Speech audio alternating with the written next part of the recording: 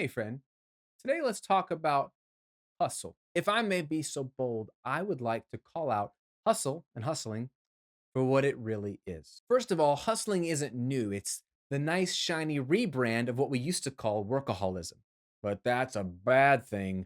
So let's call it something new that we can respect, like hustle. Okay, now that we've gotten that out of the way, let's call out hustle for what it actually is under the surface. And it's very simple it's laziness. It's just laziness in disguise. Say what? How is it laziness? Hustlers are the opposite of lazy, Graham. They're out there grinding it out 24/7. They're making stuff happen. They're the ones that see success, right? Oh sure, they're busy. Oh sure, they're doing a lot. And successful, well, that depends on how you define the word. It takes lazy, indiscriminate thinking to just push and push and push and do all the things, hoping that it will work out and make you money. Rather, stopping to learn, which is what you're doing right now, and assess what is actually strategic and what actually works. And then doing that and only that, serving people and growing your business through those strategic ways will help you reach your goals faster and with less effort. I say set boundaries that are very clear, do only the work that's necessary to see the results you want, and then ignore all the noise out there. I talk about this a lot, but most people just tune me out. Either they think I'm crazy or they think it's impossible or I'm some special unicorn exception to the rule. Neither of those which are true, but I think there are three reasons why it's very hard for our culture right now, people watching this video right now, maybe you, very hard for you to actually stop hustling or believe that there is another way. And I want to break those down for you today. But I think there are three reasons why most people won't listen to me at all.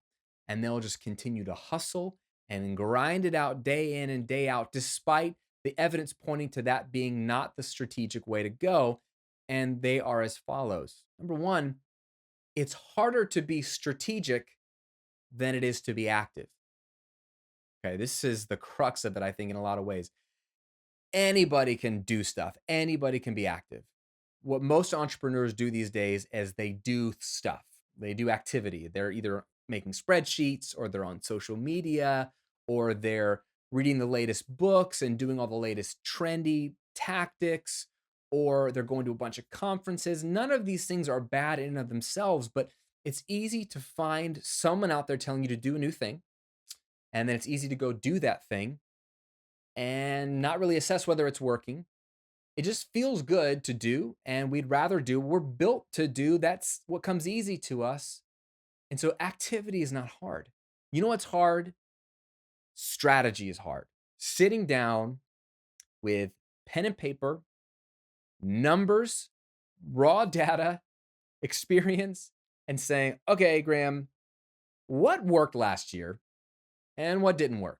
What led to the most sales and what didn't? What is tripping up our sales process from converting more people? I don't know. I have to dig into the numbers to get the answers to those questions and then have to extrapolate that data, interpret that data in a way that's realistic, and then have to apply what I've pulled from that data into strategic action steps of what am I going to do about this data now to see a different result. That takes work. Takes way harder work than just doing the next thing and jumping on the next social media trend and just changing the way I do headlines on my emails. Okay. Activity is easy. You'll always find something new to be active with. Being strategic takes more work. And I think honestly, most of us are too lazy to do the hard work of being strategic. We'd rather just do the feel good work of being active and saying, oh, I did a lot today. I don't know what I did, but I did a lot in my office with my computer. Um, my social media stats are up. Number two reason why people will mostly ignore me and continue to hustle is because our culture elevates busyness over rest. Look at the most successful icons out there in your craft. We admire all the stuff they do. And a lot of them are unfortunately hustling too much. And so they propel this myth that they're great because of all the stuff they do. We're like, look how busy they are. I want to be busy like them. And when people ask us how our week is, we always say, oh, so busy, busy day, busy week. Why do we say that? We say that because it makes us feel important. If someone instead asked you, hey, how's your day going? And you say, oh, it's going great. I've got nothing to do today. They're going to think you're lazy. And that's unfortunately true because of our culture. We think that activity and busyness must mean that you're important and you're doing something of value. And the opposite of that, rest, sitting and reading a book, having a long 2, 3 hour lunch with a friend, sipping coffee and looking at the birds outside, that somehow that is a waste of time. Heck, we have a culture that prioritizes busyness over rest so much so that people make fun of you if you sleep too much and they brag about how little sleep they get. Now, fortunately, that is starting to change as so many top level CEOs are getting heart attacks, collapsing out of exhaustion. Ariana Huffington of the Huffington Post is one of them back in 2007, just collapsed out of exhaustion, realized she needed to get more sleep, and now prioritizes sleep over almost anything, including diet and exercise. We're seeing a shift because people are experiencing the wall. They're hitting the wall and they're like, oh my gosh, sleep isn't something to make fun of. It's something that I need, just like food. It's fuel for my body, it's how I operate. But we still are steeped in this culture of, I only sleep 4 hours a night. I get so much stuff done. Productivity, productivity, busyness, busyness. That's our culture. And I think underneath that is a fear of, I am what I do, which is America in a nutshell. So if I'm not doing anything today or this week or this month, who am I? I think that's the real problem. I know this for a fact because I'm the no hustle guy, I'm the anti hustle guy, and I still struggle with this. If there's a day or two where I don't have to do anything, I kind of feel guilty. What can you do about it? It's part of the culture I grew up in. I still struggle with it. We feel like we are what we do. So if we're doing a lot, we feel like we're important, even if what we're doing isn't strategic and isn't working. At least we did something. If we rest, we feel like we're a nobody. And the third reason I think most people are going to ignore my advice and continue to hustle themselves to death and grind it out is that honestly, we are afraid of missing out on something. It's as simple as that. We're afraid that we're going to miss out on some opportunity. In fact, I just watched a YouTube video of a super successful content creator and business owner and advertising executive who literally said the reason he was successful was because he hustled and hustled and hustled and took every opportunity that came his way and never said no because he was afraid that every opportunity, if he missed it or didn't take it, it might be the one opportunity that led to success. And I understand that. And in some ways, his story proves that that kind of became true. He got a lot of cool opportunities from what seemed like random opportunities. I'm not saying you shouldn't take opportunities. I'm not even saying you shouldn't do stuff for free. I, to this day, do stuff for free if I think it might be a strategic opportunity. Sometimes it is, sometimes it isn't. But what I am saying is you can't say yes to everything. You can, but you can't if you want to be healthy, have healthy relationships, be healthy spiritually. You're always making a trade off. So if I want to have a marriage and have a relationship with my daughters, I probably can't say yes to everything. And I'll have to give up the potential of some great opportunity. And that might be true. I might be leaving money on the table. I might be leaving the next great opportunity on the table. And that is a cost that I'm willing to take and a cost I'm willing to make because it's the cost that's necessary to actually have an enjoyable life and a balanced life. And I think there is just too much of FOMO. There's too much of fear of missing out in business, especially for new business owners at the very beginning. Got to take everything because what if this is my big break? But I think that this fear can be easily combated with three simple things. One, define what enough income is for you. Your business is ultimately about you in some way, shape, or form. You've started it to make a certain amount of income. Now, maybe you started it for freedom. Maybe you started it because you believe in a cause. Those are all true, but it's still, to be a business, has to make a profit and you still have bills to pay. So underneath all of that is just the functional nature of having a business is you need to make a certain amount of money to live. Define what enough income is for you. If you haven't done this yet, you are screwed. You will be in a never-ending game of needing to make more because more is better than less, right? When you know what enough income is for you to pay your bills, to live a happy life, and newsflash, most people always wish they made twice as much as what they currently make now, no matter what income spectrum they're on. I did a video on that if you want to check that out. quickly define what that income level is that you need. That's enough for you. I'm not saying you shouldn't make more than this, but know what is enough. Build your business to that point that it's generating your enough by being strategic and following all the stuff I'm teaching you here. And then acknowledge when you've won the game. What do I mean by that? Don't run past the finish line. Okay. Business is a race. Hitting your income goal is a race. When you get there, there's no need to keep making more. Now, there are good reasons to make more, the biggest of which is to give it away. Most people don't talk about that.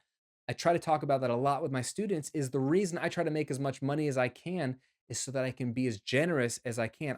I have enough money. I make enough. I don't need more money. But there are a lot of people who do need more, who don't have the privileges that I have and don't have the ability to create wealth like I have as a business owner. So I make money to help them. So I'm not opposed to making more money. And there are also fun things you can do with more money. But at a deep psychological level, you need to know when you're at the end of your race. You need to know when you've reached that goal, and you need to slow down and run a more comfortable race. Because if you don't define where that finish line is, you'll keep running past it. And you know what happens to runners that run past the finish line on a track? They get exhausted. At some point, they want to stop and take a break for food, but they're afraid that if they stop, they'll lose the race. They won't stop and eat. They won't stop and drink. They won't stop and use the restroom. They'll just keep running and running and running because they're afraid that they're not going to make it to the end when they don't know when the end is, and then they die. They just crash hard. That sounds silly when you think about it in terms of a racing metaphor, but that is what we're doing in America.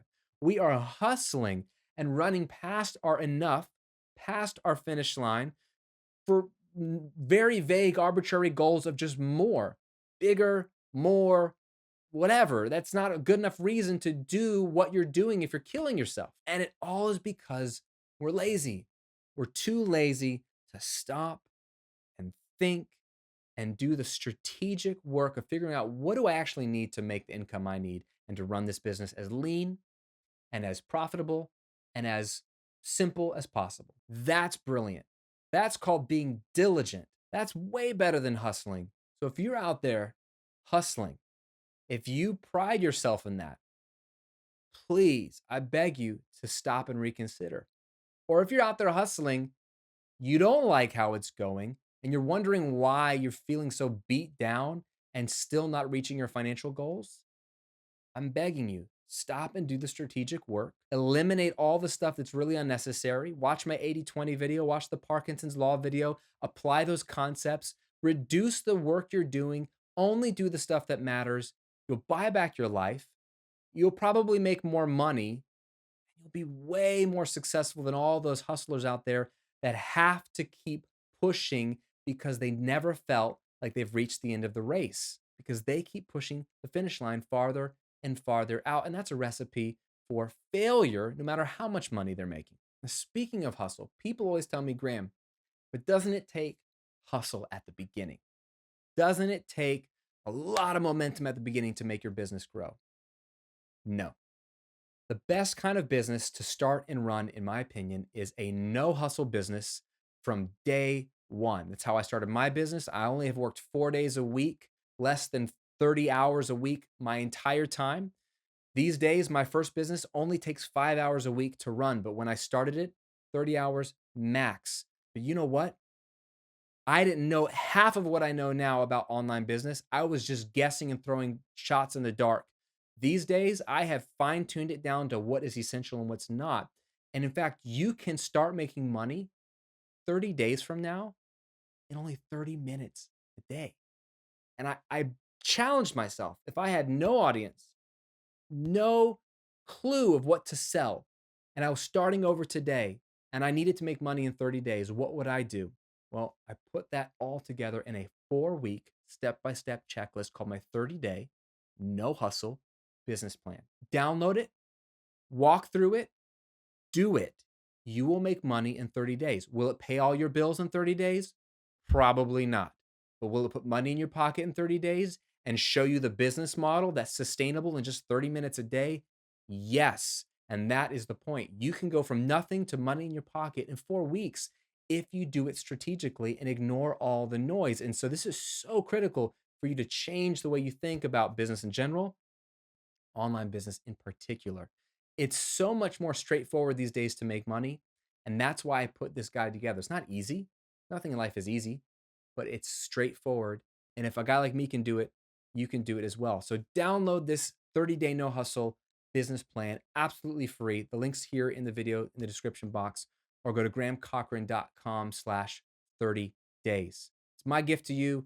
Implement it, please. I can't wait to hear what you do with it.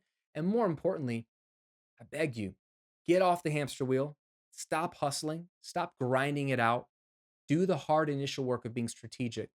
Your future self will thank you for it. Thanks for watching. Thanks for subscribing. I'll see you on another video real soon.